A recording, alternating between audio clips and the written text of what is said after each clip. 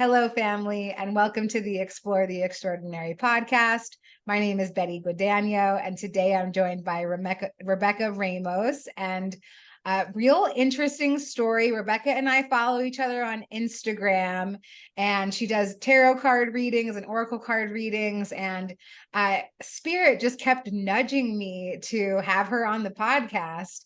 And so, I listened to Spirit. At first I didn't. I was like, okay, like we don't really know each other. Like, I'm not just going to throw myself out there. But Spirit just kept insisting.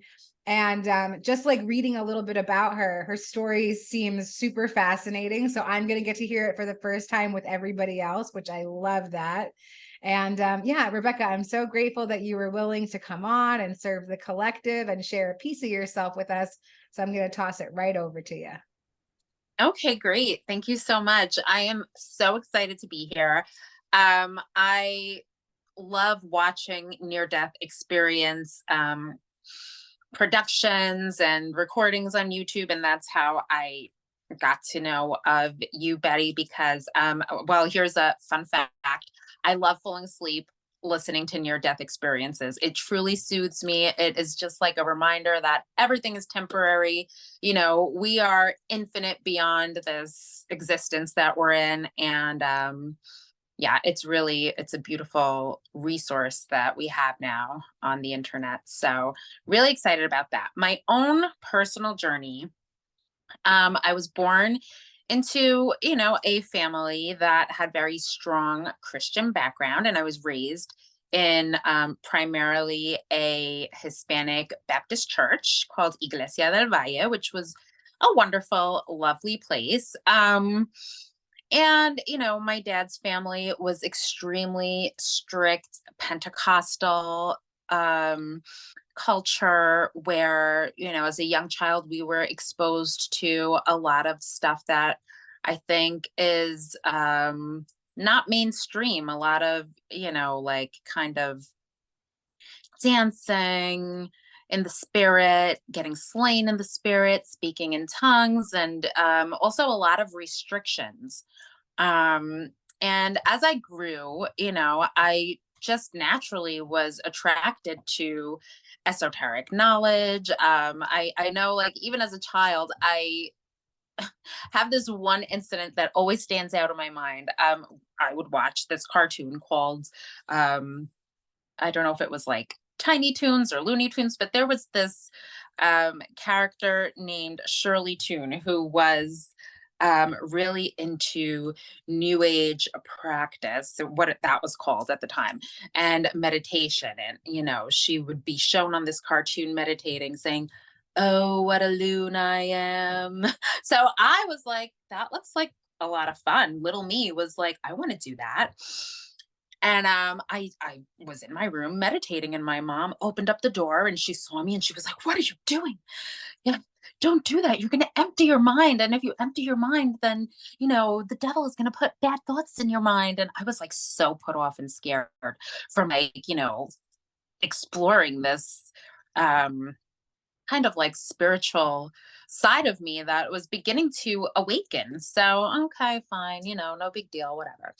Another incident that stands out in my mind, I remember watching a show as a child where something like water witching was being highlighted, and how, certain practitioners would use different tools and would allow these tools to guide them to sources of water deep within the earth. And I thought that sounded and looked so cool. And I was just so fascinated and interested by that. So I found 2 sticks in my backyard and I grabbed them, and I just started to water witch. And I was really just using a natural tool to kind of like guide my intuition as a child. And again, it was like, don't do that. That's not okay. So a lot of these like natural instincts that I had been kind of just like discouraged. So, all right, fine, no big deal. Moving on, I remained in the church, in the Christian church. And I mean, I am not a church basher. I love Jesus. I just, at this point in my life, find that, certain systems and organizations don't really feed my soul in an authentic way, or allow me to truly kind of like blossom and bloom into the person that I really am, and into the talents and giftings that I feel I embody and I have. So it's been a long journey of really fighting a lot of fear of judgment within the circles that I've been in my entire life, and not wanting to separate or be apart from this knowledge of God, or loving Jesus, but wanting to really expand, just expand as a spiritual being, expand my giftings, my talents, and the way that I use the tools that are in my world right now. And a lot of those tools are, first and foremost, I love herbalism. I love using plants as medicine. It's just a very personal and spiritual practice. Growing up in church, we were always taught that everything that you do is worship. I mean, it's not always just like hanging out and, singing in a band and clapping your hands or whatever that looks like. It's like everything that you do is worship. Well, why can't my connection with the plant world be that? Why can't my desire to heal myself and help others through plant energies be that? Because it's part of nature, it's part of creation. um, and so I'm on that journey where I'm really starting to integrate um, my love for plant wisdom into my daily life, and I'm starting to really just flourish and blossom and want to share, and really just kind of coming out of the broom closet in a sense, and just saying like, hey, you know what, like this is a really beautiful practice, and it really brings no harm. In fact, it truly is a help, and it is a really integrative, wholesome kind of thing for me, and it's very healing.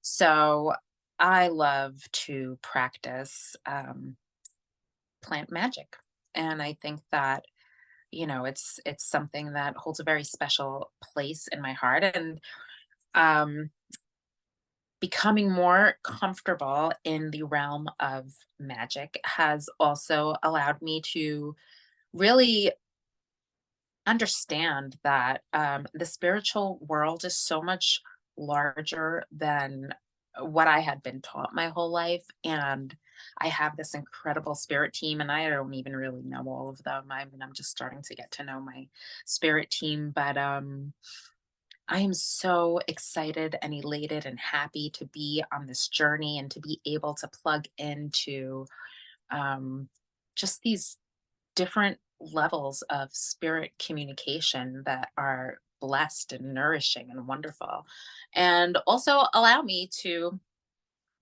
practice discernment, because it's not always love and light, and you don't always get positive spiritual influences coming into your sphere. I mean, there's darkness, there's light. It's external, it's internal.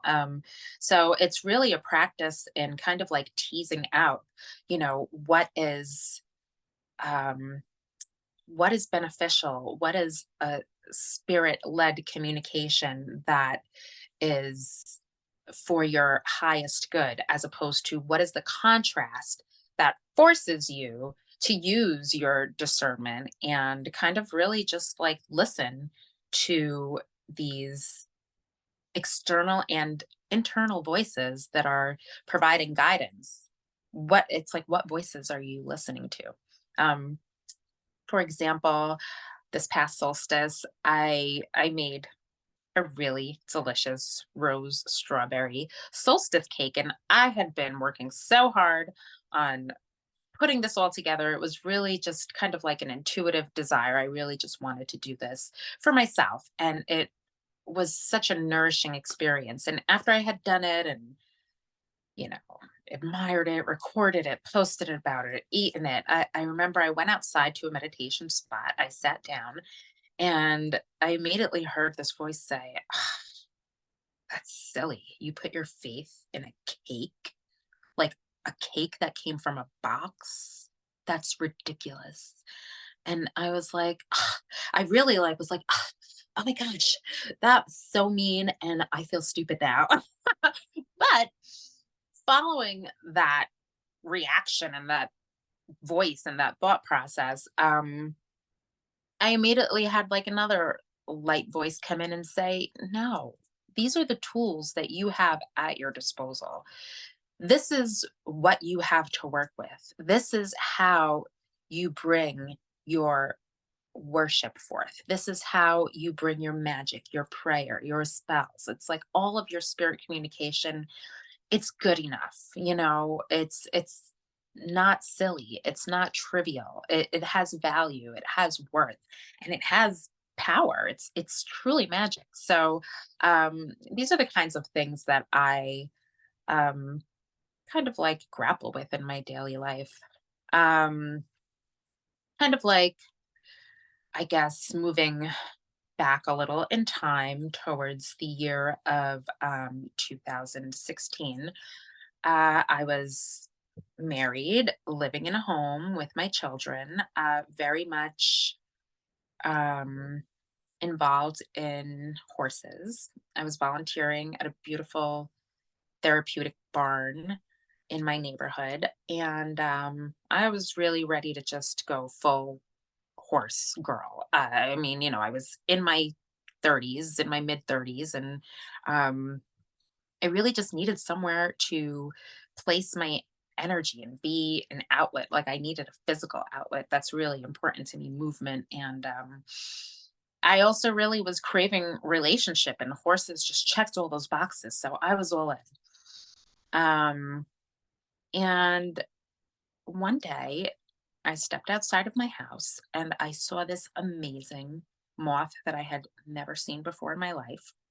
The moth animal spirit does present itself to me often. And this was the first time that it really grabbed my attention.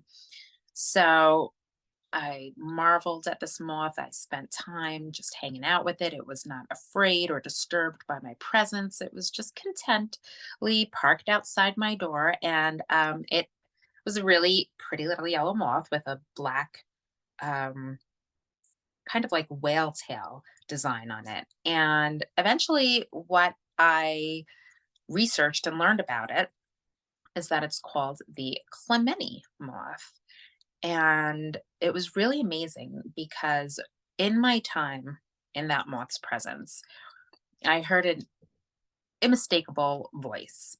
I mean, not a actual voice, but I was experiencing clairaudience and I was getting a download. And that download was the ocean is going to change your family's life forever. And at that time, I was very earth based. I was very much into gardening, very much into horses, as I mentioned, animals. And I really had zero ocean experience. I really had never even taken a formal swimming class for, I mean, years and years since childhood. So um, I was like, that's silly. I have nothing to do with the ocean. I'm a horse person. Whatever. That was like, I scoffed. I scoffed at this supernatural voice. And really, like, it was this incredible chain of events that followed after that visitation. I was at the beach with my kids. We were boogie boarding, we were hanging out, we were just enjoying the coast here in New York on Long Island. And I just heard another like spirit voice, another nudge as I was looking out at the ocean. It was like, wow, maybe you shouldn't ride horses. Maybe you should ride waves. Waves are a lot more um, accessible right now for you. Waves don't require everything that a horse would require. Waves don't require a vet, farrier, feed, all of these things that would entail horse ownership, which was a goal that I had for myself. And I was really thinking, like, I guess later on, I had read this article on a piece of art that was depicting Neptune's horses, depicting waves as white horses that were in the water. And I was like, oh my gosh, like there's all of these connections kind of happening. And I keep getting this nudge to like go to the ocean, go to the water. I've lived by the coast my whole life, but it's really never called to me the way that it's calling to me now. So within a few weeks, I had set up um, a surf lesson with a local surf instructor, and that was it. I was hooked. I was terrible. I was a horrible surfer. I did not stand up for my first 5 lessons. It was extremely discouraging, but there was something exhilarating about it, and I just had to keep going. And it just kind of gained momentum. And as I went through all of this, I kept thinking back to that moth visitation and the fact that it was called a Clementi moth. And Clementi is actually an ocean nymph in Greek mythology. So there's just so many crazy synchronicities that all came together to lead me to the ocean. And now I mean, over the course of life events, we ended up selling our home in central Long Island in the suburbs. And, my partner at the time, and we moved to the coast. And now I live in a little um, beach cottage that was built in 1912, and it's super enchanted. It's incredible. It's a beautiful place. It's not my forever home. I will be moving on from this place. I know that, but it's been my school for the past 5 years. I've learned so much. I've been able to really enter into a beautiful relationship with the ocean and learn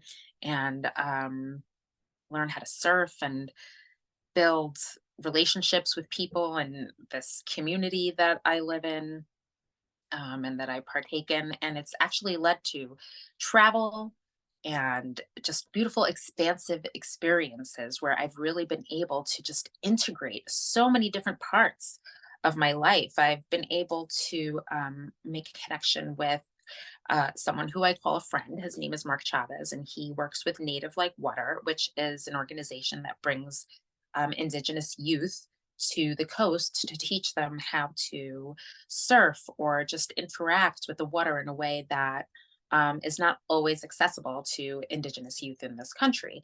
So it's just so beautiful, and it's just such a beautiful integrative experience. The way that the element of water has brought so many incredible synchronistic blessings into my life. Even before I found horses, even before I found, plant magic and divination with cards, and even before any of this happened, I was very much invested in Indigenous studies. I was given the opportunity to travel to Brazil and spend time um, in the Amazon area and get to know and learn uh, certain tribes of the area. I was able to travel to Panama and spend time at an Embera um, reservation. And my own personal background is I'm Puerto Rican and I'm of Taino indigenous ancestry. And it's just amazing how all of these like tributaries of life just lead us to this point where we can really integrate so much of who we are and who we've become over really past lifetimes. I mean, it's just an incredible gift to be able to have that kind of expansion and integration. And it's not over yet. It's still kind of like going on. It's still a journey. I mean, I'm still journeying, I'm in the middle of it.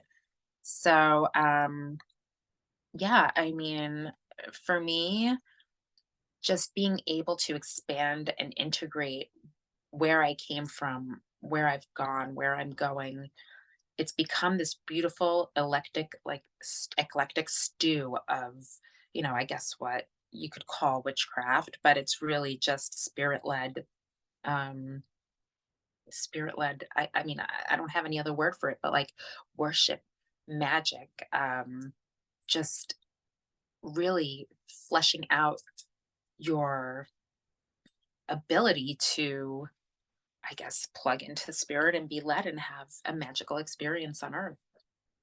So that's part of my story. I've had a lot of really beautiful, spiritually guided experiences um, that are just, I mean, mind blowing. Lots of really beautiful experiences with animals, animal spirits.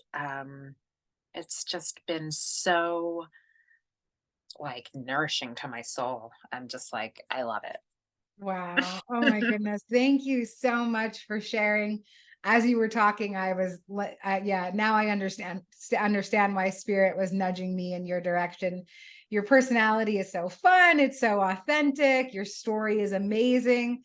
And as you were talking, I just kept hearing this like intensely strong spiritual muscle that you have of open-mindedness, because you've allowed your journey to change shape in all of these different ways. And like the way that you're sharing the story is like you did not really combat it that much, which is a beautiful way to exercise that spiritual principle of open-mindedness and willingness.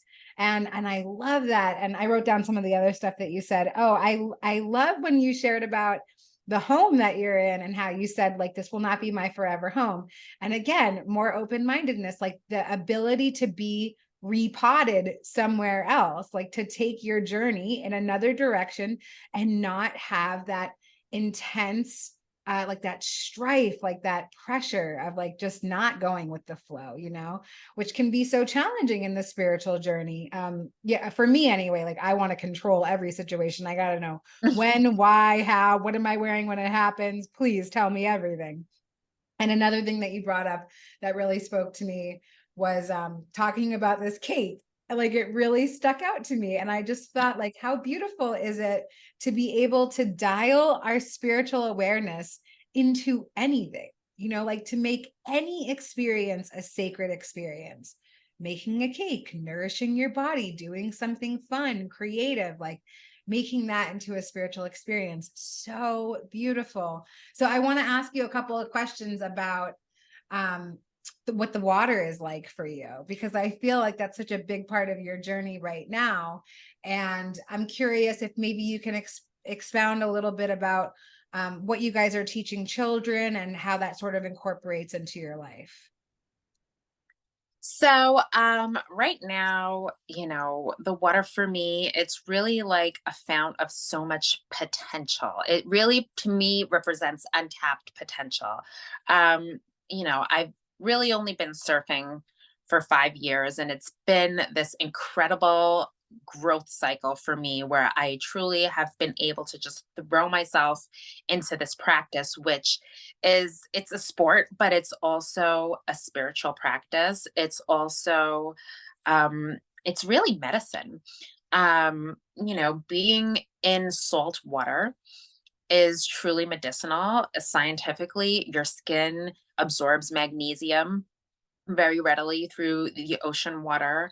Um, and it really teaches you so many principles that you can take into so many different areas of your life. Just like you said, going with the flow. I mean, it's so corny and cheesy, but I mean, right now, what I have in my mind is like that cliche, like, well, you can't stop the waves, but you can learn how to surf. You know what I mean? But it's really true. Like, I mean, you just can't stop the waves. So the waves are, formed by this like energetic scientific phenomenon, solar flares that create wind, that create storms, that create groundswell, or all of these different elements that go into creating these beautiful waves that we as humans have figured out how to ride. And it's not so much about dominating the wave, but it's really being in alignment, and being in the right place at the right time.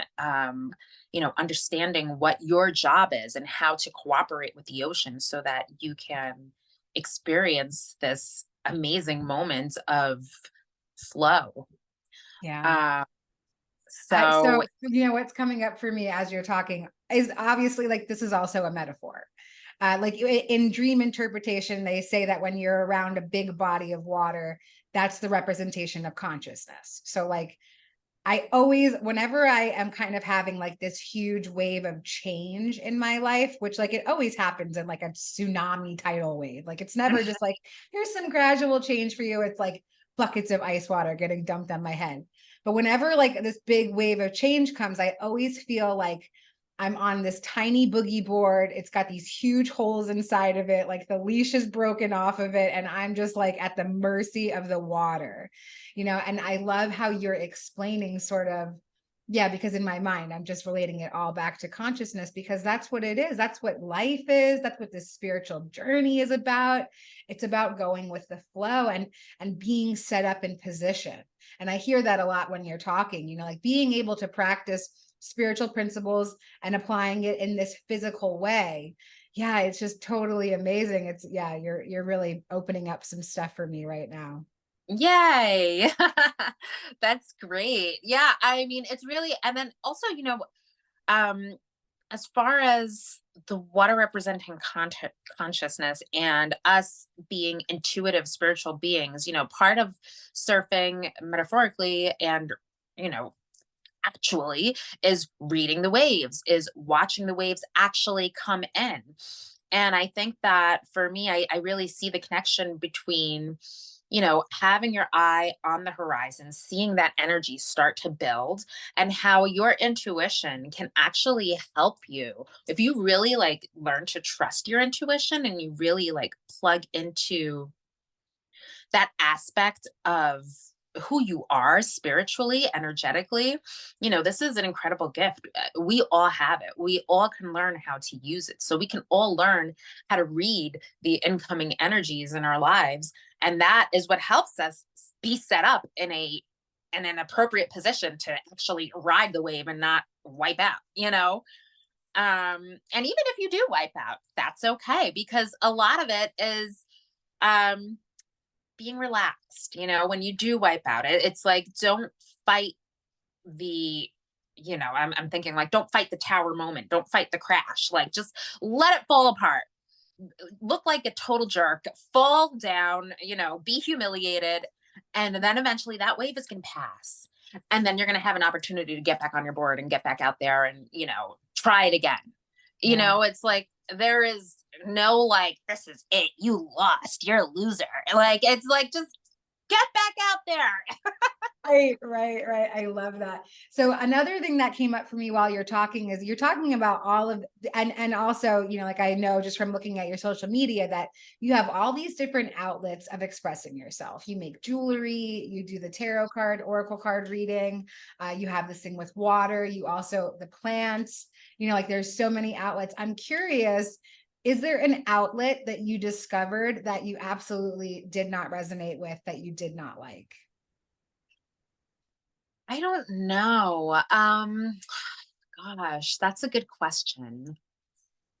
I mean, I think, all right, I really enjoy social media as a platform to create um what can be created, videos, reels, posts. I love it as a platform for writing, kind of like mini blogging, but it feels very burdensome and it's very difficult for me to sit down and like actually do it, like actually like when it's ready to be birthed, and I do it, it's ready and it feels good and I'm happy, but it's not always something that I totally enjoy.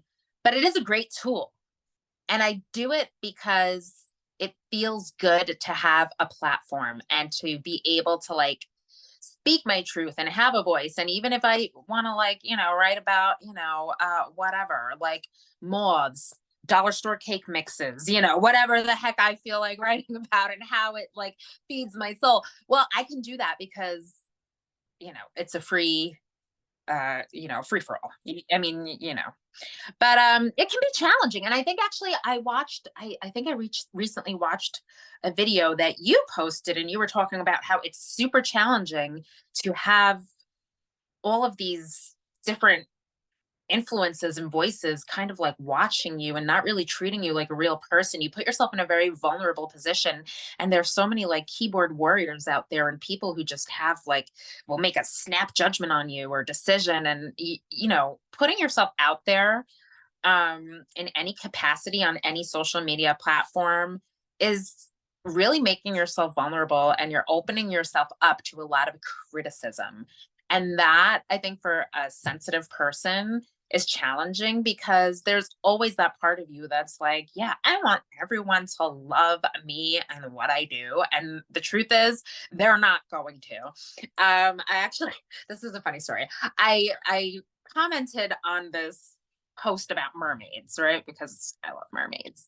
I was like, I mean, my own opinion. It was, mermaids are real, but they don't actually live in our dimension. But you might actually see one, because beings cross dimensions often. So good luck, keep hunting, And it was like met with so much anger.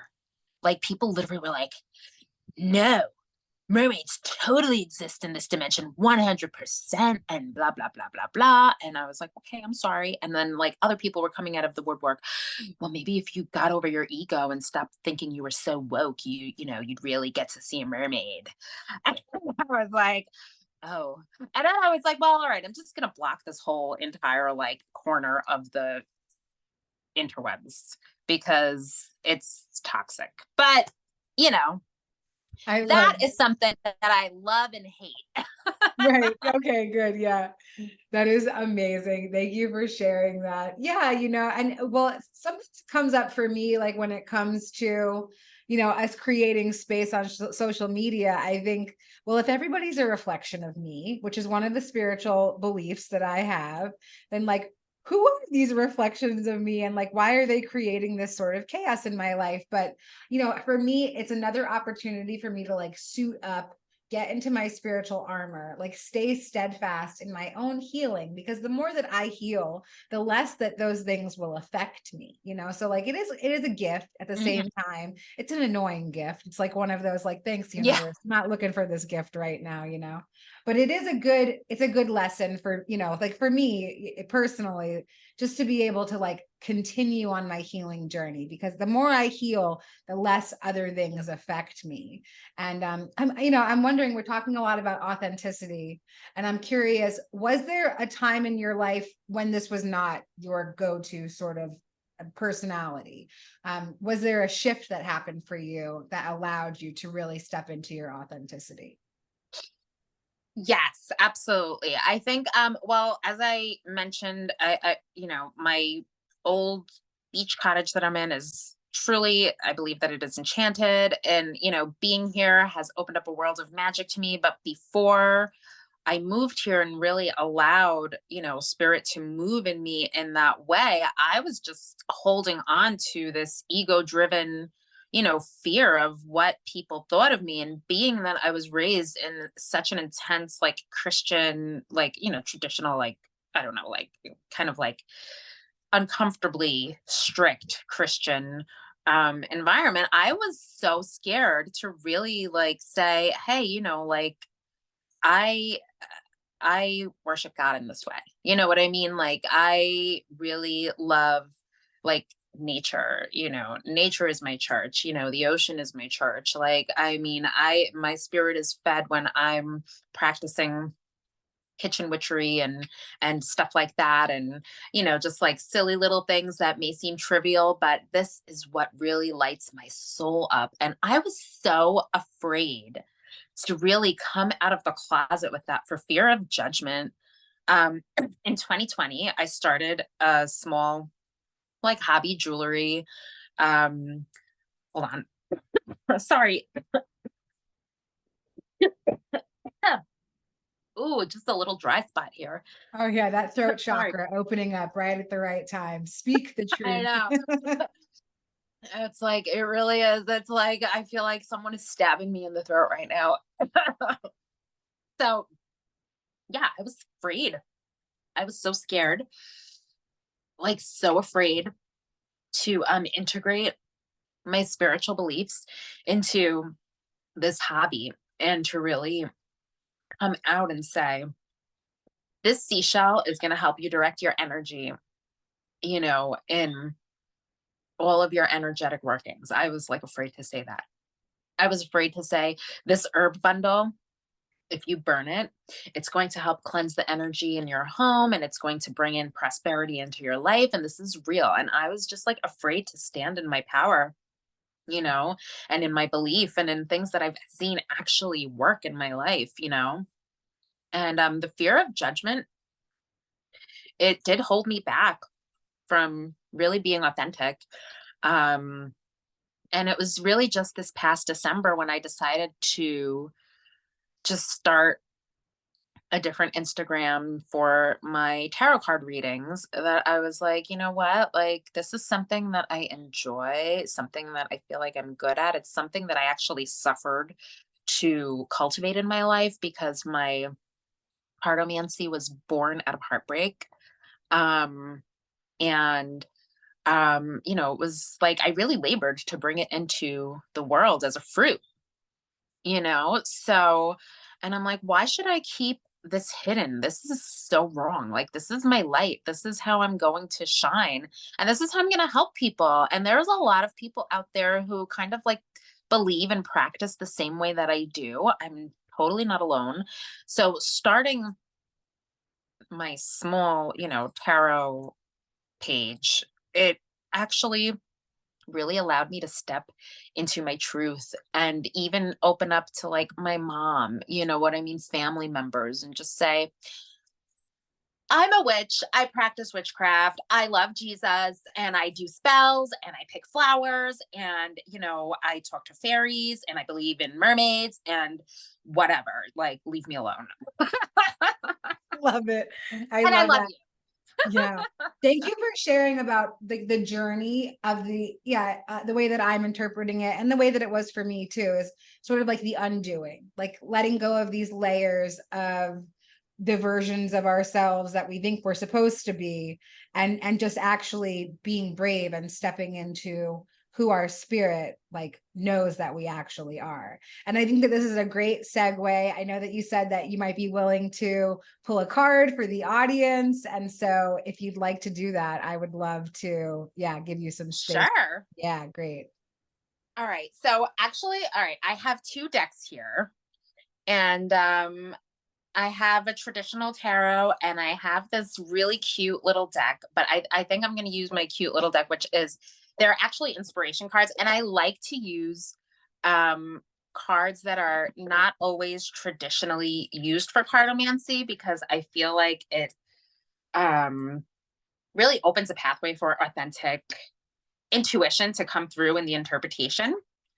I mean, there's so much incredible value in the tradition of tarot, but I think also all of these new oracle decks that people create, I mean, they're just these brand new expressions of connection to spirit and divinity, and I just feel led to use this. This is what I call my inner child deck, because the illustrations are just so simple and childlike and pure and beautiful and really innocent in a sense, but it really speaks to our needs as adults to integrate our inner child into our daily workings and livings and just everything. I mean, like, why not? This is what we're supposed to do, and it's like food for the soul. um so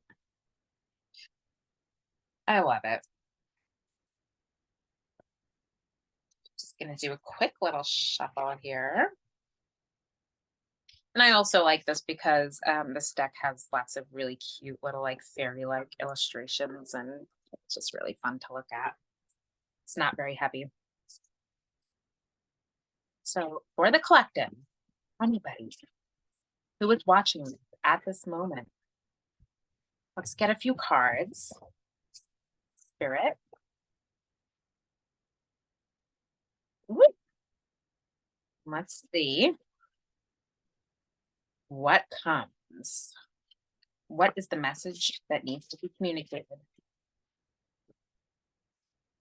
Sometimes they don't always pop out right away, in which case I will keep shuffling and just see what happens. And if not, oh, there it is. I love it. That's like my favorite way. Okay. My journey is my destination. I go with love. So something I know I've been trying to cultivate is more unconditional love. I mean, spirit shows me more and more how conditional my love really is. And I really feel like this is an incredible image here that we're looking at, with all the talk of water and how it represents so many things. This is like a houseboat. This is a houseboat in the water, and it's the word love is here. I'm hearing like the love boat. Da, da, da, da. And if you look at it, it's like there's just all of this fruitfulness, blossoming, abundance, baskets of fruit, domestic bliss, this kind of like little line of clean clothes hanging out here. And just a lot of really positive things happening here. And there's an anchor going down into this water. And I think that, it's important to know that wherever you go, you are home. You should never be attached to just one place or, you know, um, I guess I don't want to say location, but one position in life. It's really about the journey. It's about where, spirit leads you to go. It's about being your authentic self and making wherever you go your home, putting your anchor down and being anchored in the love that spirit has for you, the love you have for yourself, the love that you can share with others. It's not always easy. It can be challenging, but I'm looking at these little portholes down here too. It's like even in the darkest places of your home, there's still a place for blossoming. So the journey is my destination. I go with love. And we have one more card here, which says, I make time each day to meet my own needs. I allow myself to rest and relax. And I think this also points to self care, to the ability to separate productivity from self worth, in the sense that we can also press the pause button, um, and find time to read a book, lay in a hammock, just rest. I know myself, as a small business owner, as a mother, I mean, I struggle so much with feeling unproductive at times, and I feel so much pressure to be productive. And that's not always, um, it's not always what we're called to do. Sometimes we can truly find our value in just resting and being and feeding ourselves, because when we do that, we can actually go forth on the journey with love and create this home wherever we end up, um, recharging the battery. Yeah. Wow. Oh my goodness. Those resonated so much for me. And yeah, I hope that anybody else that it resonates for will leave a comment about it. I'm so, so grateful for this conversation today. As you were talking and sharing, I just thought, like, wow, how cool is it that I get to connect with other people on a spiritual journey? I get to listen to their stories, to stay present, to create space. And I'm so grateful to have connected with you today. And we'll have all of Yeah. your yeah, I'll have all your links in the liner notes of this episode. And I just want to thank you again for your service to the collective, for being so authentic and vulnerable and sharing a piece of yourself with us today. So thank you. Thank you for having me. I love you. And I am so stoked that I got to like just chat with you and you reached out to me. It's like a dream come true. Awesome. I'm so grateful. All right, we'll see you guys next time.